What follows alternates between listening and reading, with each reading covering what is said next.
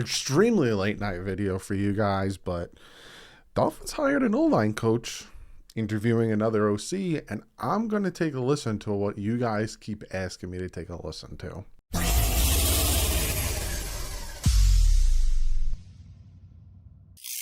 What is up, Fin fans? I'm recording this at 11:45 at night. I just got done hanging out with my family. Took the Saturday to spend time with my dad, my mom, the baby, my wife, all that stuff. And finally got the chance to sit down. And there's a lot I want to talk about. The new O-line coach, we're going to talk about him. The offensive coordinator that we're going to be interviewing, he's added to a list of two other offensive coordinators that we're going to be bringing in. And then you guys were telling me about checking out the Dan Le Batard show where they talked to Mike McDaniel, and he talks about the offensive line. It's like a 2.5-minute clip about him talking about the offensive line, which is one of the things that we struggled with the most. So I'm going to check that out as well. And then I'm going to give you a quick Super Bowl prediction, being that some of you guys that aren't up this late probably are going to watch this tomorrow, being Super Bowl Sunday. I'm going to give you guys a quick Super Bowl prediction. I don't know if I'm going to live stream the Super Bowl game, but I will be watching it, obviously. So I'll give you that. So let's jump into it. First and foremost, the Miami Dolphins are bringing in offensive line coach / run game coordinator from the Los Angeles Chargers, Frank Smith, to interview for the head coaching position. And when I heard this name, I was like, who? Now, we're keeping Boyer as our defensive coordinator, and I would really, really, really like some veteran leadership in the coaching staff. So I kind of noticed that they're bringing in Curtis Johnson to interview, and I'm trying to find the other guy who they brought in to interview.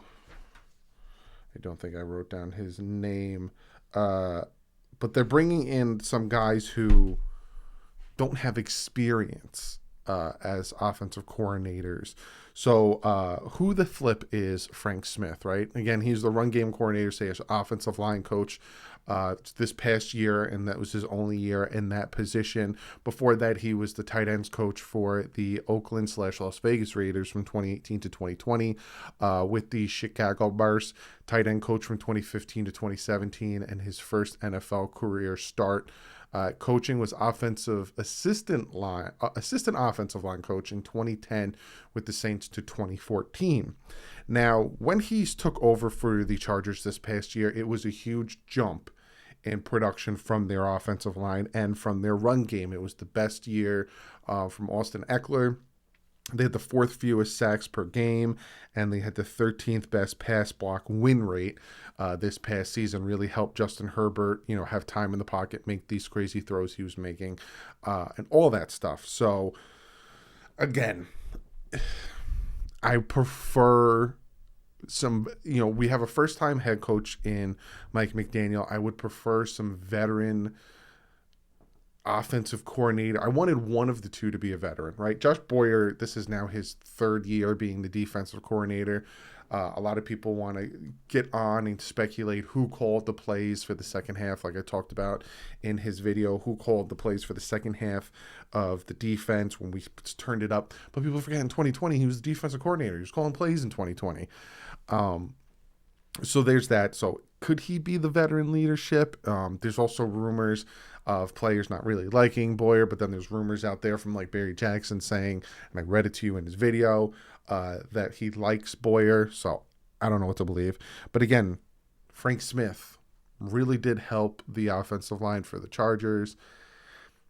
But I think Curtis Johnson, the wide receiver coach for the Saints, I wouldn't be so upset with him being the offensive coordinator. But again, I'd prefer like a Jim Caldwell. I don't think he'd ever really come in to do it. But that type of like somebody who's done it before, somebody who's been there, somebody who's been preferably a head coach that could help Mike McDaniel if he's in that situation. But again, this veteran leadership, veteran offensive coordinator, it seems to have to be in that connection with Mike McDaniel, because if you look at who they just hired as offensive line coach, Matt Applebaum, when I saw his name, I was like, apple bottom jeans with the Matt Applebaum. He is part of that Mike Shanahan coaching tree because he was with the Washington football team, then Washington Redskins, in 2010. He was part of their staff. So there's that connection with Mike McDaniels. But I love this hire for offensive line coach. I think this is going to help this team drastically. So while at Boston College, he had the second-ranked, according to PFF, second-ranked offensive line in the NCAA in 2021, and there's a lot of names, Zion Johnson being one of them, that is probably going to be a top 2-round, 3-round offensive lineman taken that he coached with. So that right there gives me a lot of positive, especially from what we came from. He knows the offense because he ran it under Mike McDaniel. It kind of seems to be the same style zone run offense. So there's that familiarity there. He also has multiple All-ACC honors on that offensive line. So to me, I really like this hire of Matt Applebaum from Boston College being our new offensive line coach. This is promising. So when I look at the guys we've hired so far, really love Wes Welker coming in as the wide receiver coach. Really love John Embry coming in as the tight end coach. Really love the hire of Matt Applebaum as our offensive line coach. Everything else was kind of the same, especially on the defense and run game coordinator. Still kind of the same in Studesville. So the only thing really that I'm worried about, we don't know who the quarterback's coach is. We don't know who the offensive coordinator is yet. We don't know who the secondaries coach, the safeties coach is yet. And we don't know, there might be an outside linebacker coach. So those are the positions that need to be filled. But for me, the most important one right now is offensive coordinator. I know Mike McDaniel is going to be calling plays, but again, I want a veteran in that position. Doesn't seem like it's going to be one, but I'd like a veteran in that position, and we don't know who the quarterback's coach is because Charlie Fry was fired before they even brought in Mike McDaniel as the head coach. So we don't know who those are going to be. So that's what I got for you, right? Frank Smith coming in, potential offense coordinator interview. We do bring in Matt Applebaum, and yeah. So now a lot of you guys were telling me I have to listen to this interview. And I'm going to listen to this interview.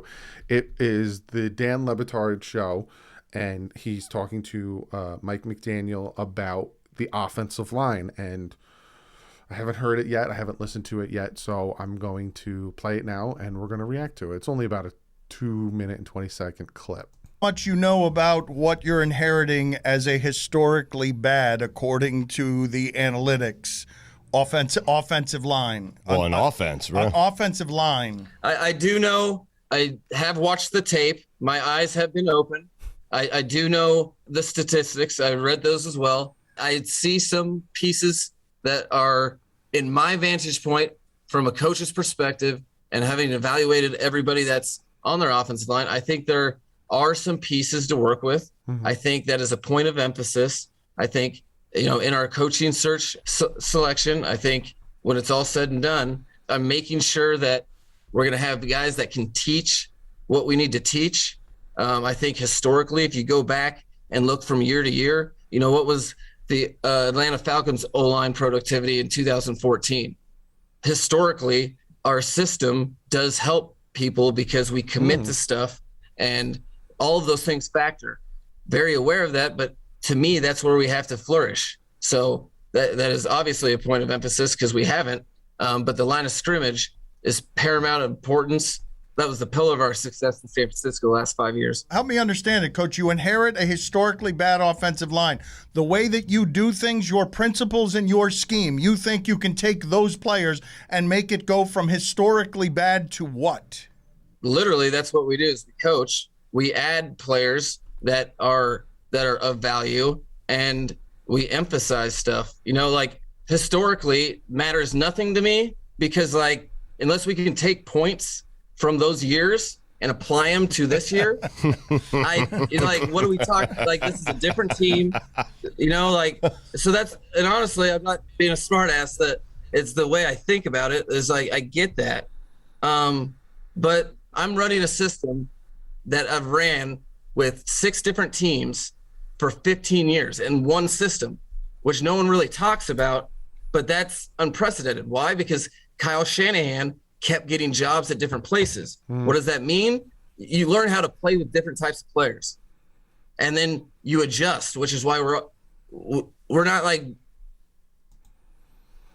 Okay. While I was listening, you get a little inside source on how I do some of my videos. While I was listening, I was jotting down some talking points that I think are very, very interesting that he said. So when talking about the offensive line, right, he said there are pieces there that he can work with. Me personally, if I'm kind of going to assume and insinuate what he's talking about, I think he's talking about some of the young guys, right? Liam Eichenberg, Robert Hunt, maybe even Dieter, Solomon Kinley. There are pieces here that you can work with, especially if coached up right. And he also talks a lot about teaching. When it comes to coaching, teaching, right? So that's what I got from that. System that helps the players, right? And then he also talks about adding players of value, emphasizing that type of stuff, emphasizing certain schemes, right? Then he talks about, they talk about, history. Dan Le Batard was like, history's like one of the worst offensive lines. How are you? And he's like, history doesn't matter unless I could take points from, those past histories, which was funny. But the one thing that I thought was very interesting, and I'm going to pull up a clip here, is he talks about adding pieces, right? And then he talks about scheme. He talks about, a system. And he talks about a system that he's installed. I want to show you guys a clip of what Mike McDaniel did with Trent Williams, him or Shanahan or whatever you want to believe happened in San Fran. But what they did with Trent Williams against the Green Bay Packers in the divisional round. And I talked to my father about this because my father asked me, he's like, what do you think about Mike McDaniel? What do you think about the run game? He asks me questions essentially that I tell you. And this play here, I want to talk to you guys about, all right? Trent Williams is here. The left tackle that they are paying millions upon millions upon millions of dollars is fullback, right? Then he's going to go into motion. Right? They are going to run the ball this way. They're going to run this way. Watch what they do with Trent Williams. Look at the speed. Look at the speed that they used with Trent Williams, right? Like they took this huge man, this huge left tackle. They put him at fullback. Then they put him over, and then they had him run. Full speed run into the direction of where the run's going to go. And he took out 3 or 4 guys. So this is the type of scheme, this is the type of system that I think Mike McDaniel is going to install. And I think we're going to see I don't think it's going to be run heavy, but it's going to emphasize on the run, which is I talk to you guys about this consistently, that to win games, you need to win in the trenches. You run the ball, it opens up play action. They need to focus more on the run. You can throw it over the top. You can, your offensive line, if they can get the run going, it helps with the pass game, helps on the defense not being out there. Run game is important. And if Mike McDaniel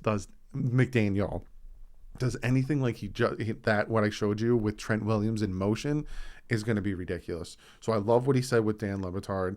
I love what he talked about, that he can work with some of the pieces, but they still should add some pieces. The system, because he's constantly hearing history, right? Oh, the Dolphins haven't done anything in the playoffs in 20 years. Dolphins had one of the worst. And he's like, history's the past. I have nothing to do with the history. I'm something new. And I love that answer. So I just thought, a lot of you guys wanted me to listen to that clip. And then when I heard that clip just now, I thought, I got to show them this Trent Williams play where he just takes out 3 guys while he's in motion, and it's just absolutely ridiculous.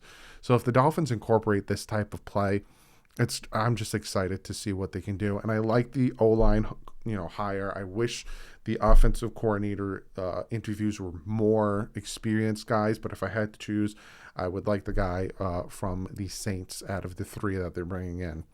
But that's what I got for you. Again, it's a late night video. I'm recording. I had to stop recording to go take care of the baby who woke up crying. So it is now 12:11 when I'm finished recording this. So be sure to comment below. Let me know what you think about the clip I showed you of Trent Williams. What do you think about what Mike McDaniel had to say? And what do you think about the Oline coach hire?